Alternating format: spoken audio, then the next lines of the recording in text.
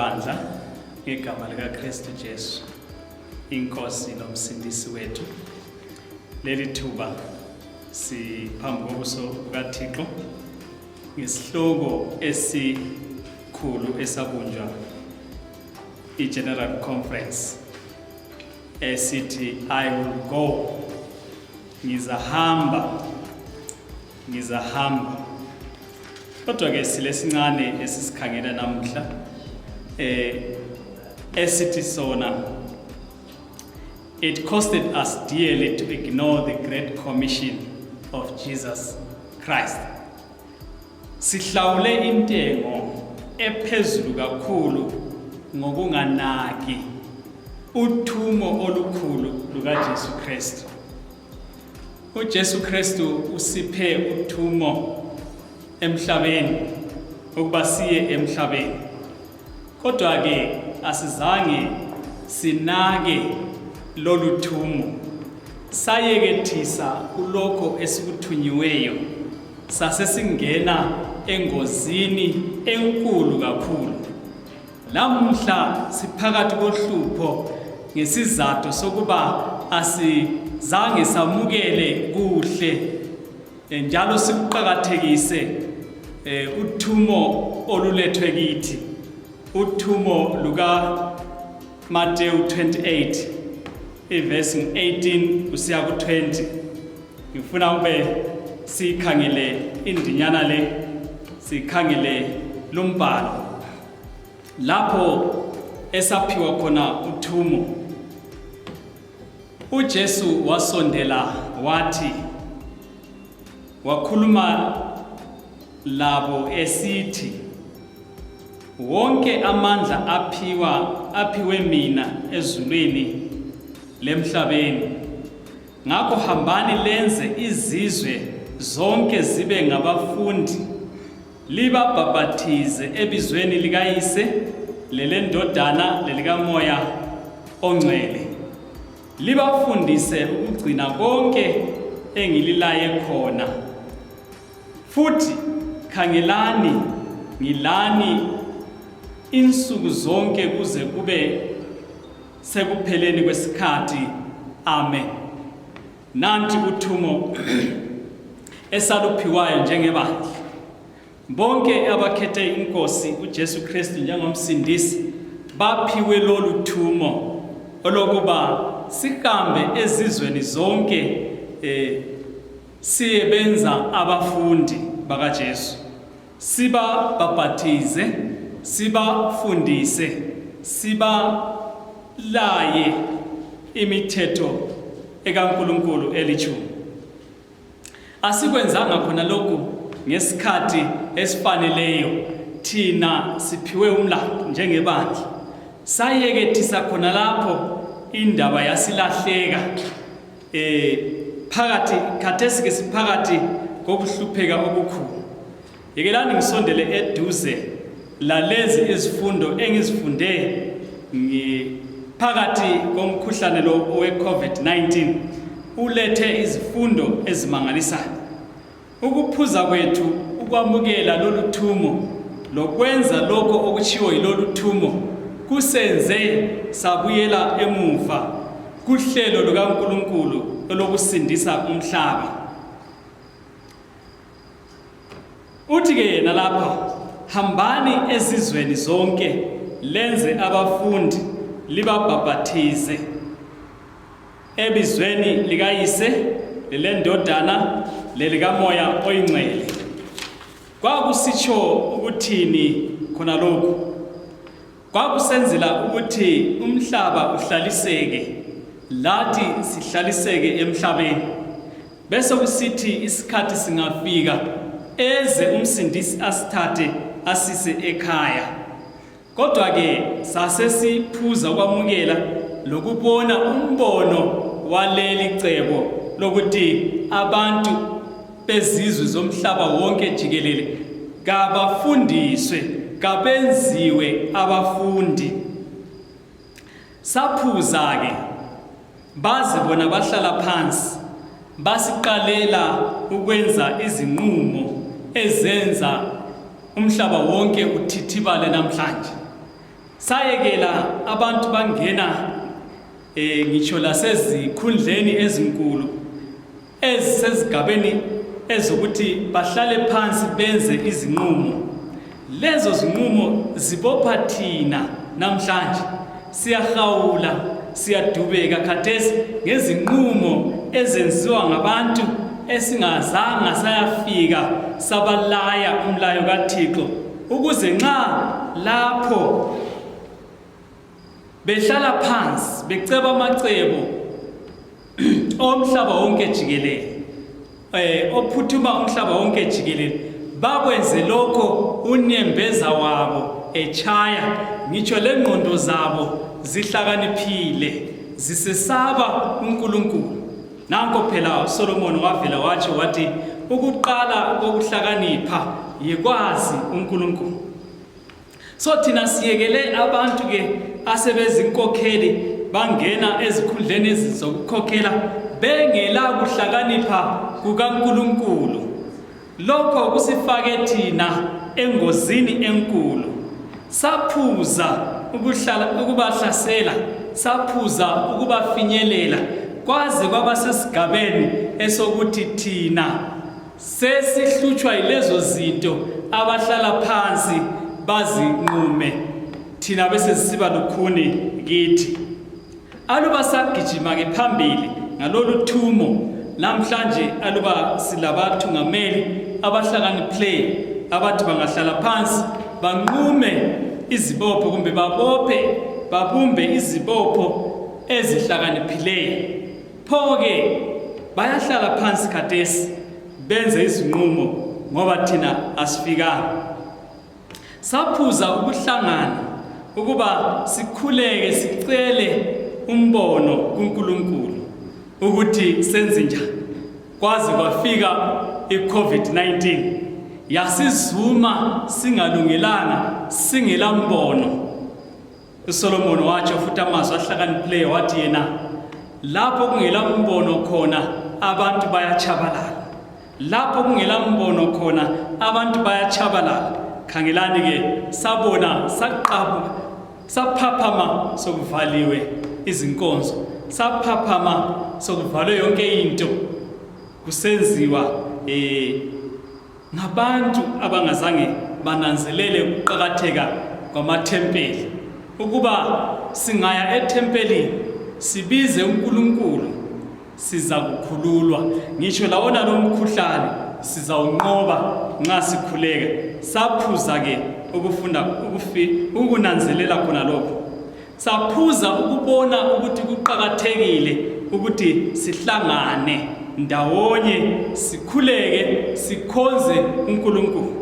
Ngesikhathi sokuhlupheka, ngesikhathi sokuhlaselwa yimikhuhlane, saphuza ukunanzelela ukubona ukuthi ukuhlangana kwethu kusipha amandla ukuthi nxa sesihlangene sikhala kuJehova uyasizwa njengebandla.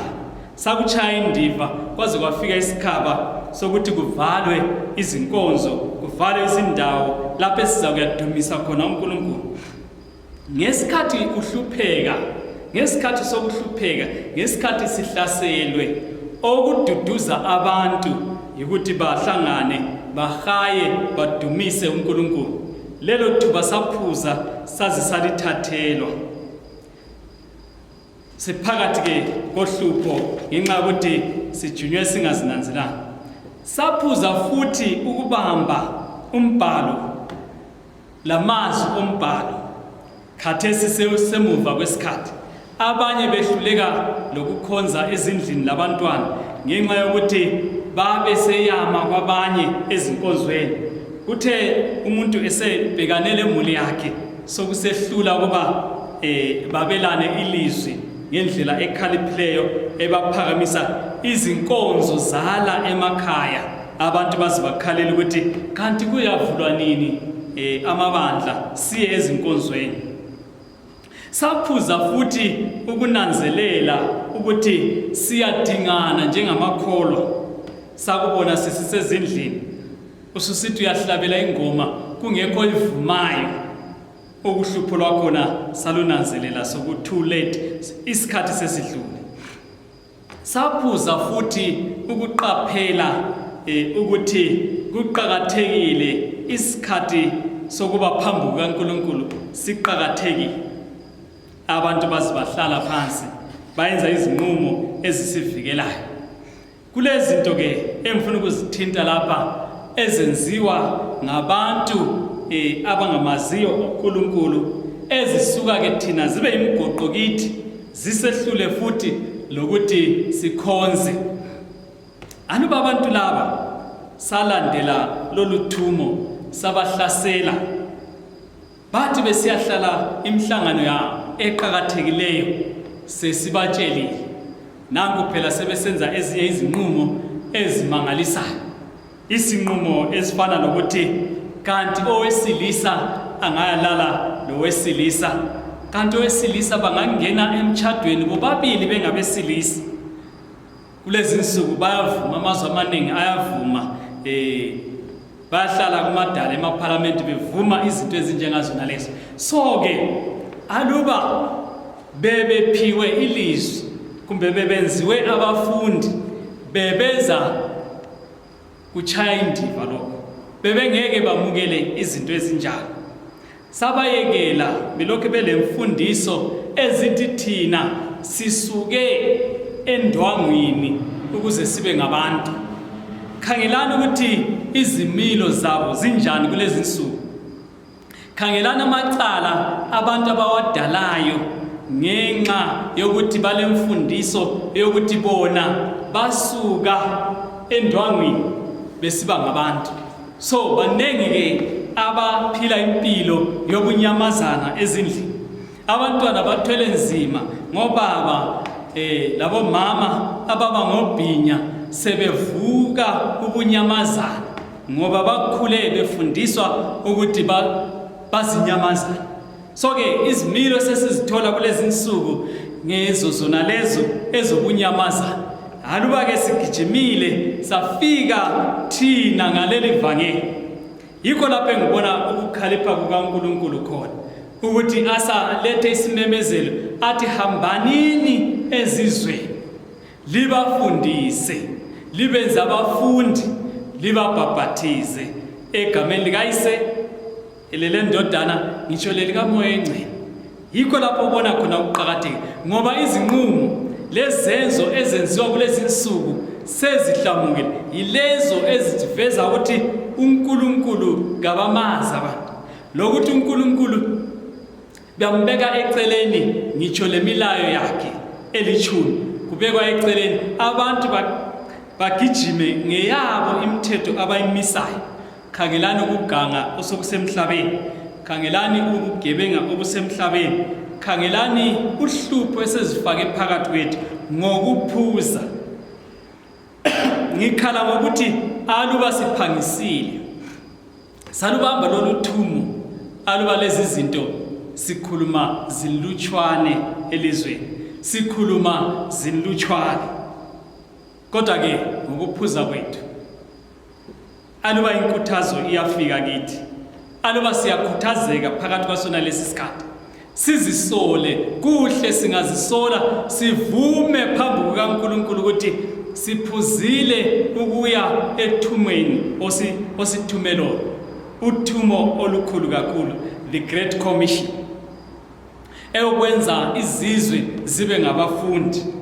Asizange sikubone ukuqhakatheka, kodwa khathesi sesikufunda nzima, sesisidla imbuya ngothi, sesithwele nzima, sesisiza kaluklubhu ngenxa yokuthi imfundiso asiyifakanga yahamba phambili.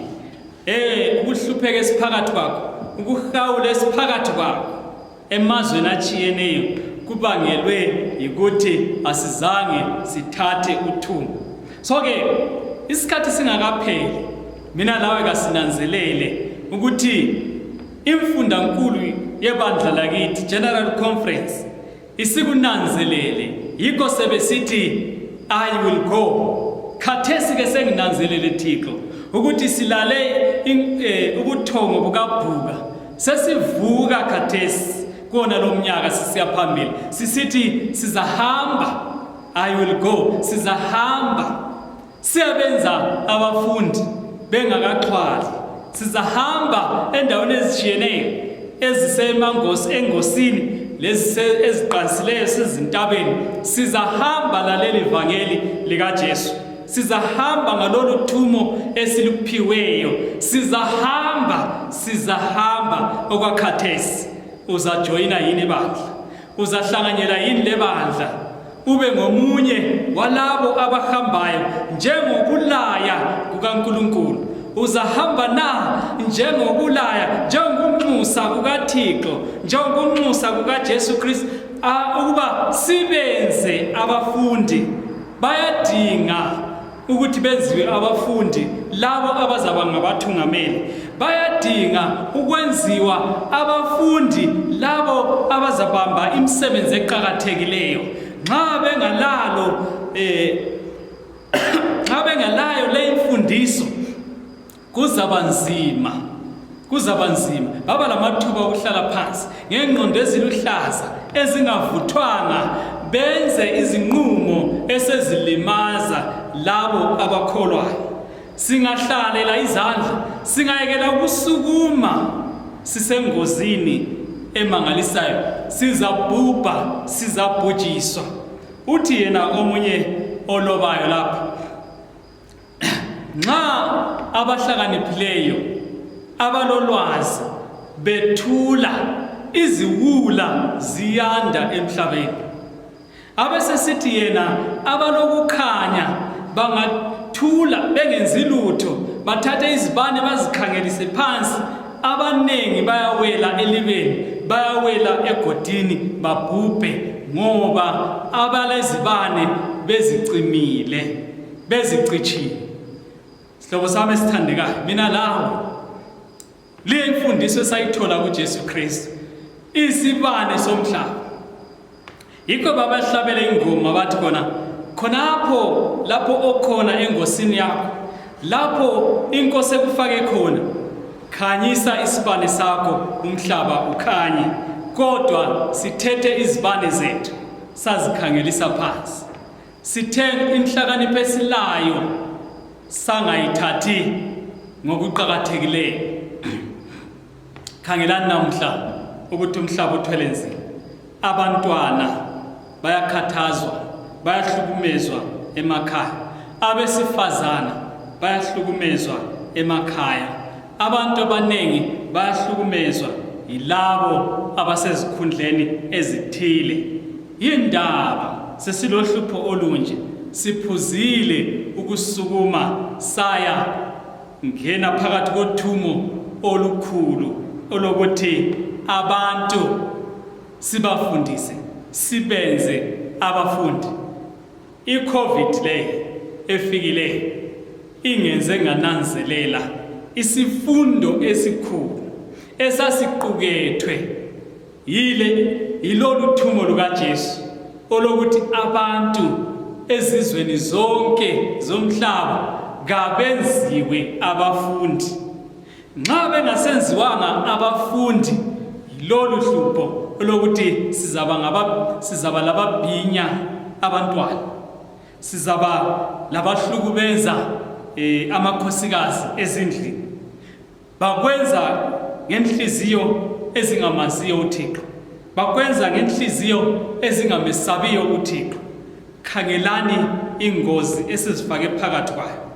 Aluba siyathatha ithuba lokuthi sike sicabangisise ngalolu thumo, bese sisabela umhlaba wonke jikelele, amalunga ensana, bonke abamaziyo uThixo, bonke abamamukelayo uJesu njengenkosi lomsindisi, basukume bagijime lesigijimo, bahambe. Umuntu ngamunye abesesithi ngizahamba.